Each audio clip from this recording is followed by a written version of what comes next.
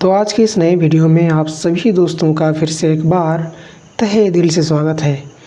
जैसा कि हमने ट्रांसपोर्ट इन प्लांट्स चैप्टर को शुरू किया था और इसके इम्पोर्टेंट टॉपिक्स को वन बाय वन करते हुए कवर करते जा रहे थे, बस इसी सीरीज़ को कंटिन्यू करते हुए आज के इस वीडियो में हम जानेंगे ट्रांसपीरेशन के बारे में। तो चलिए बिना किसी देरी के शुरू करते हैं आज के इस वीडियो को। तो transpiration is the evaporative loss of water by plants में जब व्यापर फेज में वाटर का लॉस होता है तो इस वाटर लॉस को ही क्या कहा जाता है? ट्रांसपीरेशन कहा जाता है। फिर से एक बार, प्लांट्स में जो वेपर फेज में जो वाटर का लॉस होता है, इवापोरेशन की वजह से जो वाटर का लॉस होता है, उस वाटर लॉस को इवापोरेटिव वाटर लॉस को ही क्या कहा जाता है? ट्रांसपीरेशन कहा जाता है। It occurs mainly through stomata, singular stoma. तो प्लांट्स में जो है स्टोमा ही वो ओपनिंग होता है जिसके थ्रू वाटर वेपर फेज में लॉस होता है। Besides the loss of water vapour in transpiration, exchange of oxygen and carbon dioxide in the leaf also occurs through these stomata. तो ट्रांसपीरेशन के दौरान इन स्टोमाटा से न केवल वाटर वेपर फेज में लॉस हो रहा होता है, साथ ही साथ यही वो ओपनिंग्स होते हैं जिनसे ऑक्सीजन और कार्बन डाइऑक्साइड जैसे गैसेज भी लीव्स में एक्सचेंज हो रहे होते हैं सराउंडिंग से, यानी कि ज़रूरत भर की कार्बन डाइऑक्साइड एंटर कर रही होती है जबकि ऑक्सीजन जो है रिलीज़ हो रहा होता है। Normally stomata are open in the day time and close during the night. प्राय जो स्टोमेटा होता है डे टाइम में ओपन होता है और रात के दौरान क्लोज रहता है। द इमीडिएट कज ऑफ द ओपनिंग और closing of stomata is a change in the turgidity of the guard cells. दरअसल गार्ड सेल्स के टर्जिडिटी में होने वाले चेंजेस की वजह से ऐसा हो पाता है, यानी कि जो स्टोमेटा है वो ओपन या फिर क्लोज हो पाता है। तो टर्जिडिटी के माने क्या होता है? टर्जिडिटी के माने होता है स्वेलिंग। सेल में जब पानी भरता है, जैसा कि हमने प्रीवियस वीडियोज़ में जाना कि सेल में पानी भरता है, तो जब सेल्स में किसी भी किस्म के सेल में जब पानी भरता है तो सेल तना तना सा महसूस होने लगता है, दिखने लगता है, और ऐसे स्ट्रेस में होने वाले सेल को ही, प्रेशर में होने वाले सेल को ही क्या कहा जाता है? टर्जिड सेल कहा जाता है। ऐसे प्रेशर को ही ट्रिगर प्रेशर कहा जाता है, ऐसे कंडीशन को ही टर्जिडिटी कहा जाता है। तो यही चीज़ तो कह रहा है कि जब गार्ड सेल्स टर्जिड होते हैं उनके टर्जिडिटी में होने वाले चेंजेस की वजह से स्टोमाटा ओपन या फिर क्लोज हो पाता है। तो चलिए देखते हैं कैसे टर्जिडिटी गार्ड सेल्स की स्टोमाटा के ओपनिंग और क्लोजिंग में मदद करता है। The inner wall of each guard cell towards the pore और stomatal aperture is thick and elastic. तो जैसा कि अगर आप इस फिगर में देखें, figure 11.8 stomatal aperture with guard cells, तो आप ज़रूर पाएंगे कि जो ये आउटर वाल है कंपेरेटिवली थिन है, जबकि और प्रत्येक गार्ड सेल के जो आउटर वाल्स हैं ये थिन है, लेकिन जो इनर वाल है प्रत्येक गार्ड सेल का ये क्या है? ये थिक है, इलास्टिक है। तो ये चीज़ कह रहा है the inner wall of each guard cell towards the pore के तरफ वाला जो स्टोमेटल अपर्चर के तरफ वाला साइड का जो ये इनर वाल है ये कैसा होता है? ये थिक होता है, मोटा होता है और इलास्टिक होता है। When turgidity increases within the two guard cells flanking each stomatal aperture or pore, the thin outer walls bulge out and force the inner walls into a crescent shape. जब कभी भी जो दोनों गार्ड सेल्स हैं, ये जो guard cell है, ये दोनों गार्ड सेल्स जब कभी भी क्या होते हैं?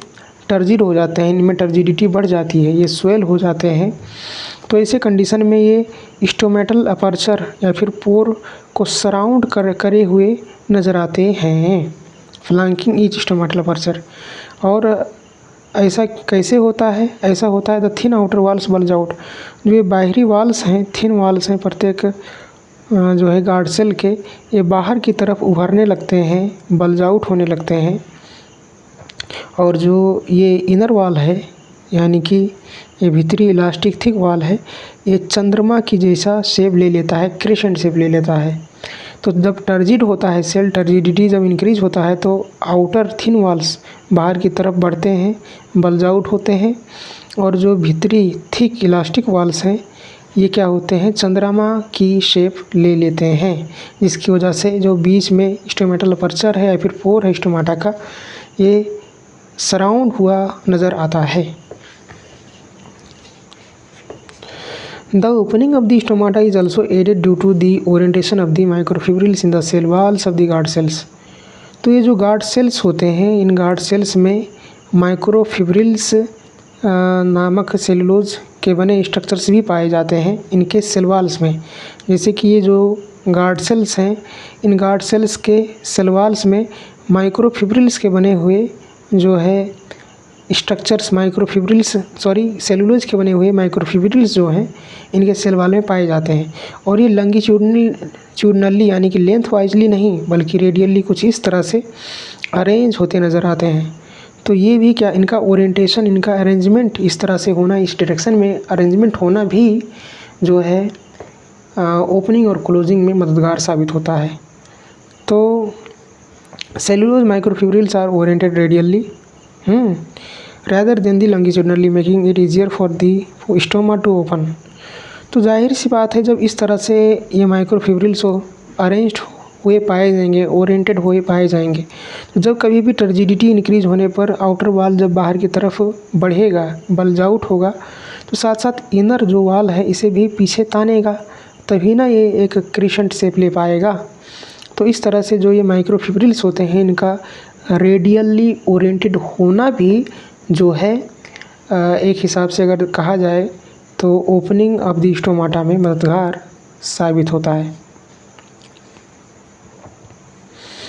When the guard cells lose turgor due to water loss or water stress, the elastic inner walls regain their original shape, the guard cells becomes flaccid and the stoma closes। जब कभी भी जो इनमें पानी जो मौजूद है यानी कि जिसकी वजह से जो इनके में एक टर्गर प्रेशर है, एक वाटर स्ट्रेस है, जब कभी भी वाटर लॉस हो जाता है, जैसा कि पानी जब भरता है तो टर्जिड होता है, स्वेल करता है सेल, अगर पानी निकल जाए तो अब ये जो सेल है वो टर्जिड नहीं रहेगा, इसमें टर्गर प्रेशर नहीं रहेगा, ये अपना टर्गर लूज कर देगा, ये अनस्वेल हो जाएगा। तो ऐसी कंडीशन में एक्चुअली होता यह है, जो इनर वाल है ये अपने ओरिजिनल पोजीशन पे आ जाता है, यानी कि कुछ इस पोजीशन पे आ जाता है, ये भी यहाँ पर आकर स्ट्रेट हो जाता है, फ्लैट हो जाता है, ये भी यहाँ पर आकर स्ट्रेट या फिर फ्लैट हो जाता है। अब जाहिर सी बात है, जब ये भी स्ट्रेट फ्लैट हो जाएगा, ये भी स्ट्रेट फ्लैट हो जाएगा, तो ये जो ओपनिंग है ये ऑटोमेटिकली क्या हो जाएगा, क्लोज हो जाएगा। और ऐसा कब होता है, जब सेल्स वाटर को या फिर टर्गर प्रेशर को लॉस कर देते हैं, और ऐसे कंडीशन में वो तने तने नहीं नज़र आते बल्कि लूज नज़र आते हैं, सॉफ्ट नज़र आते हैं। तो ऐसे लूज सॉफ्ट किस्म के सॉफ्ट किस्म के गार्ड सेल्स को ही फ्लैसिड गार्ड सेल्स भी कहा जाता है। तो यही तो कह रहा है कि गार्ड सेल्स बिकम फ्लैसिड हो जाते हैं, लूज हो जाते हैं, सॉफ्ट हो जाते हैं। अब वो तने तने नहीं नज़र आते, जाहिर सी बात है पानी निकल चुका है तो तने तने क्यों नज़र आएंगे। और जो है इनर जो वाल है वो जो कि अपने अपने पोजीशन पे पहुंच चुका है, इसलिए जो उनका स्टोमा है वो भी अब क्लोज हो जाएगा। Sorry. Usually the lower surface of a dorsiventral often dicotyledonous leaf has a greater number of stomata, while in an isobilateral often monocotyledonous leaf they are about equal on both surfaces। तो इस line को समझने से पहले हमें डाइकोटिलेडनस और मोनोकोटिलेडनस leaf को समझना होगा।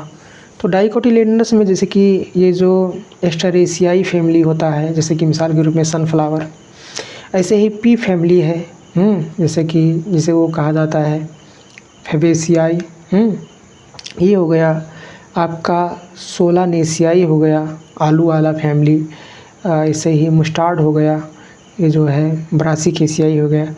ये जो प्लांट्स होते हैं ये डाइकोटिलेडनस होते हैं, इनके जो लीफ होते हैं वो अपर सरफेस की तरफ, डोर्सल सरफेस की तरफ और वेंट्रल सरफेस की तरफ फ़र्क नज़र आते हैं। जैसे कि मिसाल के रूप में अगर आप उसको देखेंगे, एक मस्टर्ड प्लांट को देखेंगे तो उसके लीव्स डोर्सल साइड में और वेंट्रल साइड में फ़र्क नज़र आएंगे। तो ऐसे जो लीव्स होते हैं उन्हें डोर्सी वेंट्रल लीव कहा जाता है।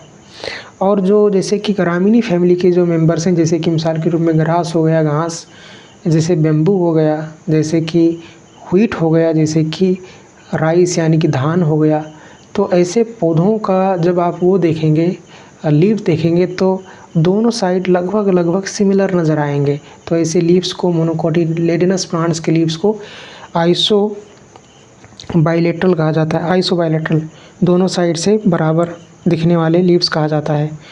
तो ये चीज़ नहीं है, ये इस चैप्टर में ये नहीं बताया गया है, तो आप मॉर्फोलॉजी वाले चैप्टर में पढ़ेंगे। इस चैप्टर में ये बताया जाता है कि जो लावर सरफेस होता है इसे डोर्सोवेंट्रल लीफ का, उसमें ज़्यादा संख्या में स्टोमेटा पाए जाते हैं, जबकि आइसोबाइलेटरल जो लीफ होते हैं उनके दोनों सरफेसेस पर क्या पाए जाते हैं, बराबर इक्वल संख्या में जो है स्टोमेटा पाए जाते हैं। तो इस चीज़ को आपको जानना है। ठीक है, पाए जाते हैं। Transpiration is affected by several external factors. इसके अलावा ट्रांसपिरेशन तमाम एक्सटर्नल फैक्टर्स की वजह से भी इस पर असर पड़ता है। जैसे मिसाल के तौर पर temperature, light, humidity, wind speed.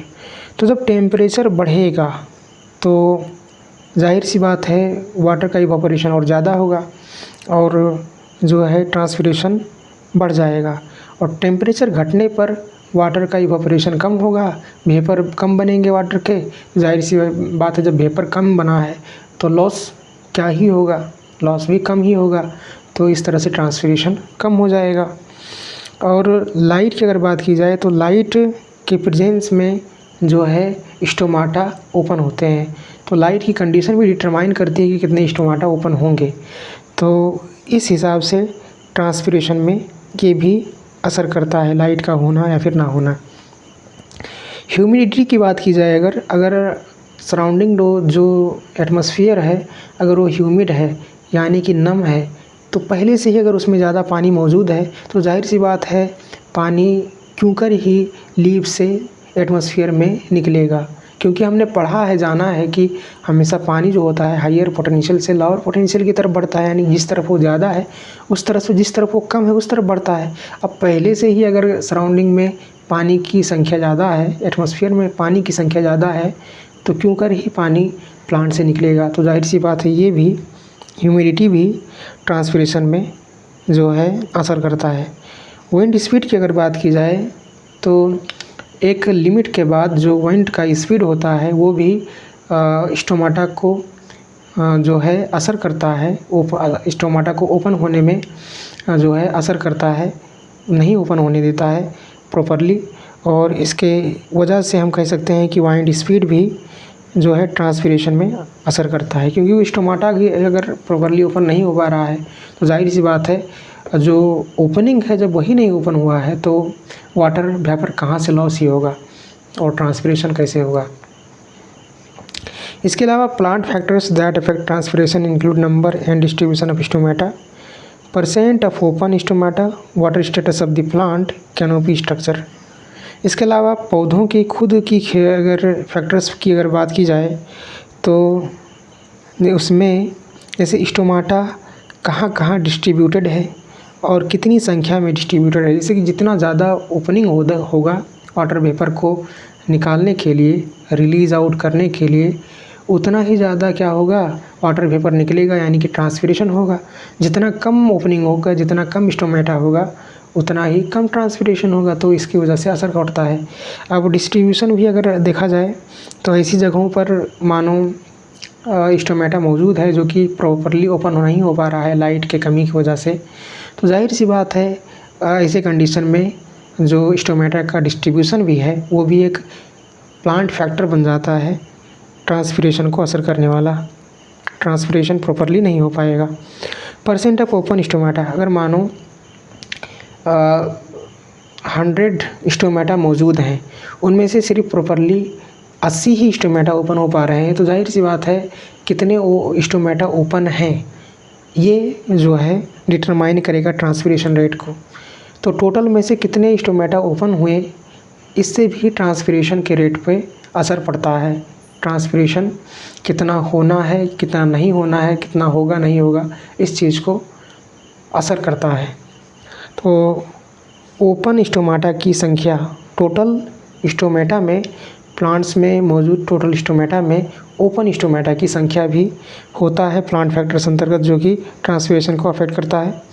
Water status of the plant, plant का वाटर स्टेटस, प्लांट में जो है पानी की कमी है कि ऐसी जगह पर वो है कि, या फिर प्लांट में ऐसी जगह है जहाँ पर पानी बहुत ज़्यादा है, ये चीज़ भी असर करता है। अगर प्लांट में बहुत ज़्यादा पानी मौजूद है तो जाहिर सी बात है पानी लॉस होगा। अगर पानी ही नहीं है तो वाटर वेपर किस चीज़ का बनेगा और क्या ही लॉस होगा। तो प्लांट का वाटर का स्टेटस भी क्या करता है, ट्रांसपिरेशन को असर करता है। कैनोपी स्ट्रक्चर, यानी कि प्लांट को, जैसा कि हम वर्षा वनों में सुनते हैं, रेन फॉरेस्ट्स में देखते हैं कि जो छोटे छोटे पौधे होते हैं वो बड़े बड़े ट्रीज़ द्वारा कवर्ड होते हैं, उन्हें सनलाइट ही नहीं नसीब होता है। तो कैनोपी स्ट्रक्चर कितना वो कवर्ड है, कितना वो ढका हुआ है, छाया में है, इस चीज़ से भी असर पड़ता है। जाहिर सी बात है लाइट हीट जब वो कम पाएगा तो कम इवेपोरेशन होगा वाटर का और कम ट्रांसपिरेशन होगा, तो इस हिसाब से भी फ़र्क पड़ता है कैनोपी स्ट्रक्चर होने से।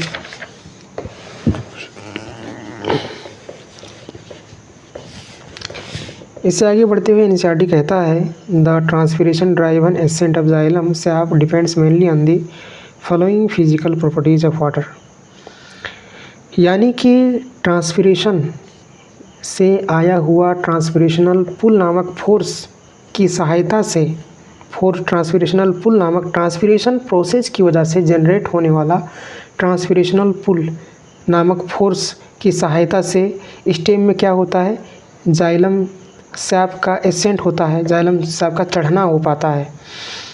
लेकिन इस चढ़ने में, इस जाइलम सैप के चढ़ने में, एसेंट में वाटर की भी कुछ प्रॉपर्टीज़ हैं, फिजिकल प्रॉपर्टीज़, जो कि मददगार साबित होती हैं। जैसे कि मिसाल के रूप में कोहेजन।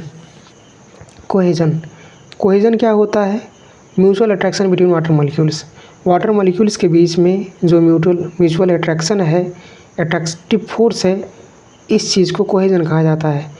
अब अगर कोहेजन ना हो, अट्रैक्शन ना हो वाटर मॉलिक्यूल्स के बीच में, तो जो ऊपर के जो मॉलिक्यूल्स हैं वाटर के, वो तो क्या हो जाएंगे, वो ऊपर बढ़ते ही जाएंगे।